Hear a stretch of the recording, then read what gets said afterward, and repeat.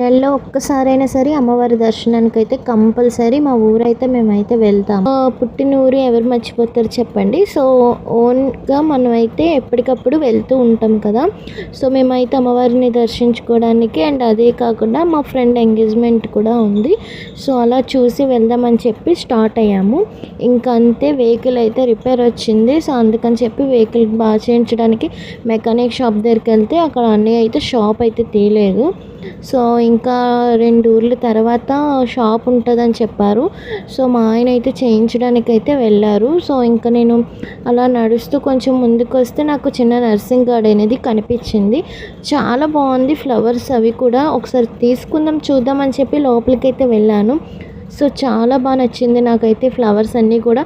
So మన వైజాగ్లో అయితే కాస్ట్ మనకి 150కి 130కి 100 కూడా ఇచ్చేస్తారు. సో ఇక్కడైతే స్టార్టింగ్ 250 అలా చెప్తున్నారు.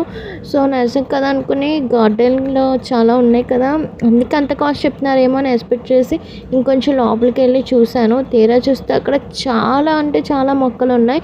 షాక్ అయ్యాను, ఇంత చిన్న ప్లేస్లో ఇన్ని గార్డెన్స్ పెట్టారా అనుకొని. సో నాకు చాలా బాగా నచ్చింది. ఇంకా అక్కడ కొంచెం ముందుకు రాగానే ఆకలేస్తుందని చెప్పగానే తీసుకెళ్ళి ఇంకా ఇద్దరిని తినేసి ఇంకా స్టార్ట్ అయిపోయాము ఊరైతే. నేనైతే లాంగ్ జర్నీ చేయడం, నేను మంత్లీ వెళ్తూ ఉంటాము ఊరు. సో నాకు పల్లెటూరు అంటే చాలా ఇష్టం. సో మీకు కూడా పల్లెటూరు అంటే ఇష్టం ఉంటే కనుక కామెంట్ చేయండి. సో నేను మా ఊరు అనేది నేను మీకు మెసేజ్ చేశాను.